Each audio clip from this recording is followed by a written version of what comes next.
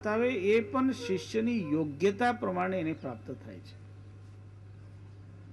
અને એટલે જે સાર શબ્દની સાધના છે, જે આત્મજ્ઞાનની એક વિશિષ્ટ સાધના છે, એ વિશિષ્ટ સાધનાને મેળવવા માટે પણ પાત્રતા પહેલા કેળવવી પડે છે.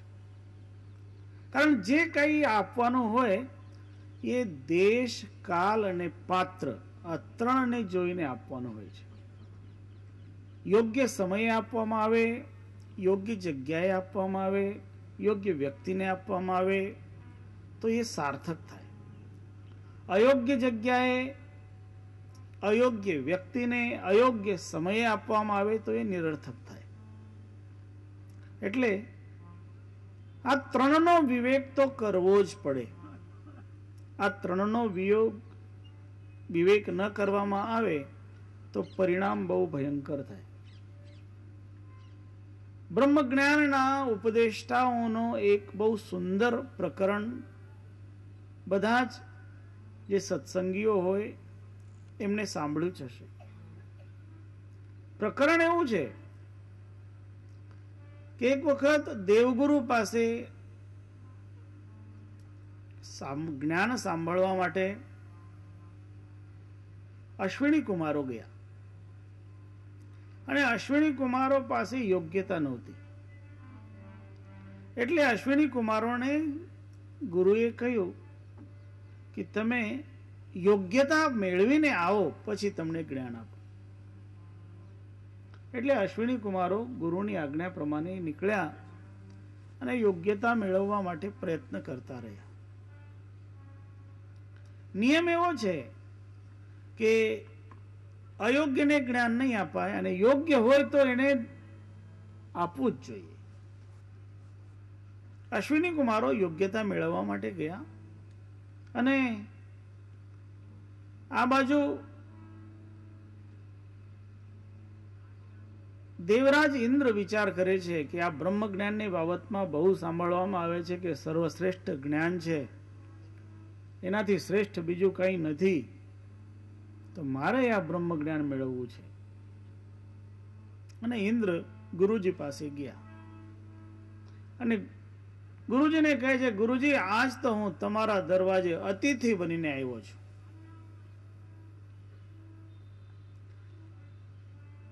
આપણા સંસ્કારો એમ કહે કે અતિથિને દેવતા સમજો, અતિથિ દેવો ભવ. અને જે કઈ અતિથિ કામના કરતા હોય તો એની કામના પૂરી કરવી. દેવરાજ ઇન્દ્ર એ જ્યારે ગુરુ પાસે ગયા અને ગુરુને કહે કે હું આજ અતિથિ બનીને આવ્યો છું અને મારી એક ઈચ્છા છે ને એ ઈચ્છા આપ પૂર્ણ કરો. ત્યારે ગુરુદેવે કહ્યું કે ભલે આપ અતિથિ બનીને આવ્યા છો, આપનું સ્વાગત છે, અમે આપની શું સેવા કરીએ? ત્યારે દેવરાજ કહે કે મને તમે બ્રહ્મ જ્ઞાન આપો. દેવગુરુને બિલકુલ ઈચ્છા નહોતી એને બ્રહ્મ જ્ઞાન આપવાની, કારણ એમાં અધિકારી નહોતા. ઇન્દ્ર તો અધિકારી નહોતા. ઇન્દ્ર અધિકારી ન હોવા છતાં અતિથિ ભાવે આવ્યા. એટલે દેવગુરુએ કહ્યું કે ભલે અમે તમને બ્રહ્મ જ્ઞાન આપી. અને બ્રહ્મ જ્ઞાન આપવાની શરૂઆત કરી. અને અધિકારીના લક્ષણો કયા, પછી વિવેક વૈરાગ્ય આદિની વાત કરી. અને વૈરાગ્યની વાત કરતા એમને ઇન્દ્રની તુલના એક કૂતરા સાથે કરી કે ઇન્દ્રને ઇન્દ્રાણીથી તે જ સુખ મળતું હોય છે જે સુખ એક કૂતરાને કૂતરી સાથે મળે છે. એટલે ઇન્દ્રને ઇન્દ્રાણીની તુલના થઈ કૂતરાને કૂતરી સાથે. તો એના કારણે ઇન્દ્રને ક્રોધ આવ્યો અને ઇન્દ્ર કહે કે તમે આવું જ્ઞાન કોઈને આપશો તો તમારું માથું કાપી નાખીશ. એટલે ગુરુજીએ તે દિવસથી જ્ઞાન આપવાનું બંધ કર્યું. કોઈ આવે તો કહે કે ભાઈ હું નહીં આપું, કારણ ઇન્દ્ર આવીને મારું માથું કાપી નાખશે.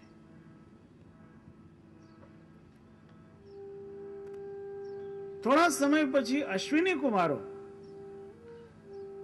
જે જ્ઞાન પ્રાપ્ત કરવા માટે પહેલા આવ્યા હતા,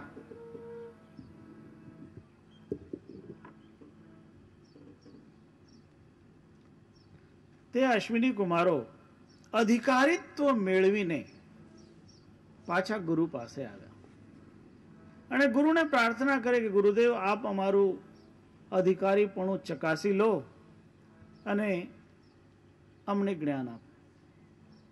ગુરુદેવે એમનું અધિકારીપણું ચકાસી લીધું કે આ તો સાચી રીતે અધિકારી બનીને આવ્યા છે. પણ ગુરુદેવ કહે કે ભાઈ હું તમને જ્ઞાન નહીં આપું, કારણ એવું છે કે હું તમને જ્ઞાન આપું તો ઇન્દ્ર આવીને વજ્રથી મારું માથું કાપી નાખશે. ત્યારે અશ્વિની કુમારો કહે કે ગુરુદેવ આપ ચિંતા નહીં કરો, અમે તમારો માથું પહેલા જ કાપી લઈએ અને તમારું જે માથું છે ને એ માથું અમે ઘોડાને લગાડી દઈએ અને ઘોડાનું માથું તમારા ધડ ઉપર લગાડી દઈએ. એટલે તમે અમે અશ્વમુખેથી ઉપદેશ આપો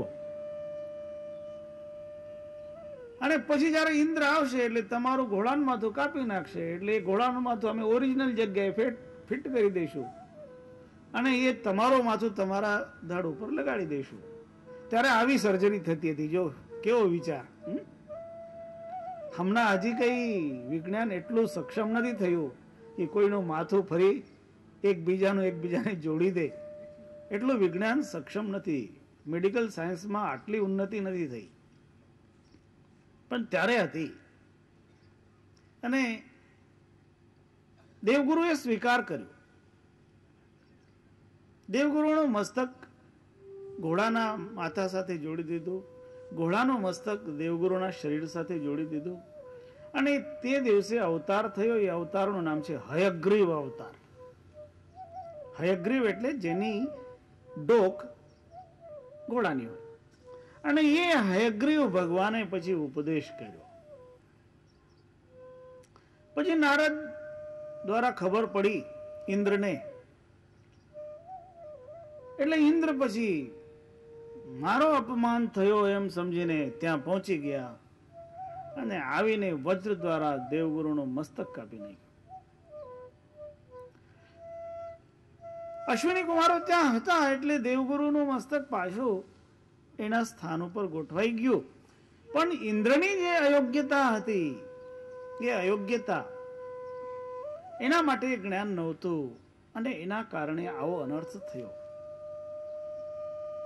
અધિકારી ના હોય તો જ્ઞાનનો દુરુપયોગ થઈ શકે છે. અને ખાસ કરીને આ જે જ્ઞાન છે, જે સાર શબ્દ સંબંધી જ્ઞાન છે, એનો તો દુરુપયોગ થઈ જ શકે છે. એટલે એને તો ખાસ કરીને અધિકારીને આપવાનું હોય છે. આ જ્ઞાન કેવું છે, આપણે એનું વિવેચન કરીએ અને જેને જેને એને ગ્રહણ કરવાનું છે તે ગ્રહણ કરી શકે છે. જે નિઅક્ષર તત્વનું વિવેચન પ્રારંભ કર્યું છે એમાં આપણે સ્થિરતાની વાત કરી હતી. તદેવાસ્ત્યજરન નામ દૃઢીભૂતા જપંતીએ. જે અજર અવિનાશી નામ છે એને સ્થિર થઈને જે જપે છે, જેને સ્થિર થઈને કોઈ પોતાના અંતરમાં એનો વારંવાર અભ્યાસ કરે છે, તે હંસાય મહાકાલમ જીત્વા સોહમ લભંતિ વૈ.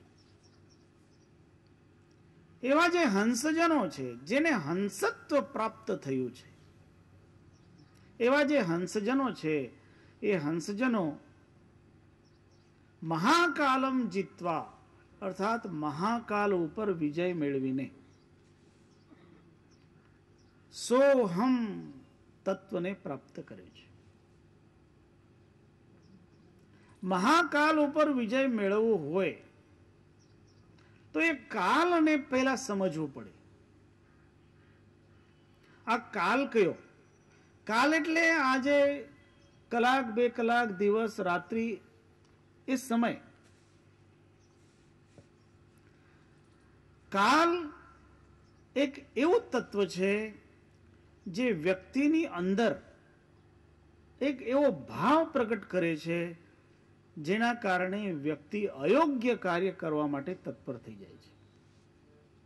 જે કામ કરવું ન જોઈએ એ કામ કરવાનો એના મનમાં જ્યારે જાગે ત્યારે સમજવું કે એના ઉપર મહાકાલનું આક્રમણ થયું છે. તો એવા જે ભાવનાઓ છે અંતરમાં પેદા થતા, મનમાં પેદા થતા એવા અશુભ પરિણામી સંકલ્પો, આ બધા કાલ કહેવાય. અને આવા કાલના કારણે વ્યક્તિ દૂષિત કર્મ કરવા માટે પ્રવૃત્ત થાય. કબીર સાહેબનો એક ગ્રંથ છે, એ ગ્રંથનું નામ છે અનુરાગ સાગર. એ અનુરાગ સાગરમાં એક પ્રસંગ આવે છે કે કાલપુરુષ જે સૃષ્ટિ નિર્માણ કરે અને સૃષ્ટિમાં પછી બધાને કહે કે હું હવે કોઈને મળવાનો નથી, અને એમ કહીને એ ગુપ્ત થઈ જાય છે. ગુપ્ત તો થાય છે, પણ ગુપ્ત થયો હોવા છતાં એ જ કાલ પ્રત્યેક વ્યક્તિના ભીતર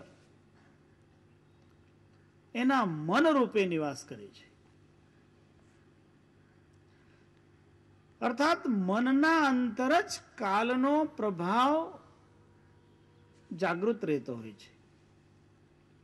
મન જે છે એ જ માનવીને ભટકાવે છે. એટલે જે મનને જીતે એ કાલજયી થયો. અને મહાકાલમ જીતવા મતલબ મનને વિજય, મન ઉપર વિજય મેળવીને. તો જે મન ઉપર વિજય મેળવવાની રીત શું, એને પછી સદગુરુ કબીર સાહેબ આમાં સમજાવે છે. તમે કોઈ દિવસ તમારા મનને કાબુમાં કરવા માટે પ્રયત્ન કરીને જુઓ, તમારું મન કેટલું સ્થિર રહે છે. કોશિશ કરીને જુઓ. કોઈ એક નામ તમે લેતા હોય, કેટલાક ક્ષણ સુધી તમારું મન એ નામમાં ચોટેલું રહે છે, અને કેટલાક ક્ષણ પછી એ બીજી જગ્યાએ જાય છે. એ તમે પોતે અનુભવ કરો તો તમે જોશો કે બહુ લાંબા વખત એ કઈ સ્થિર રહેતું નથી. એ તો થોડા ક્ષણ માત્ર સ્થિર થાય તો થાય, નહીં તો એની ગતિ બહુ અપરંપાર ગતિ છે. એક ક્ષણમાં ક્યાંનો ક્યાં પહોંચી જાય છે. તો એવા મનને સ્થિર કરવાનું છે જે અત્યંત ચંચલ છે. અર્જુને જ્યારે ભગવાન કૃષ્ણને પ્રશ્ન કર્યો, હે ભગવાન, મન તો અતિશય ચંચલ છે, ચંચલમ હિ મનઃ કૃષ્ણ પ્રમાથી બલવદ દૃઢમ તસ્યાહમ નિગ્રહમ મન્યે વાયોરીવ સુદુષ્કરમ. જેવી રીતે વાયુને મુઠ્ઠીમાં બાંધવું મુશ્કેલ છે, અસંભવ છે, એવી રીતે કે મનને કંટ્રોલ કરવું પણ અસંભવ છે, કારણ એ બહુ ચંચલ છે.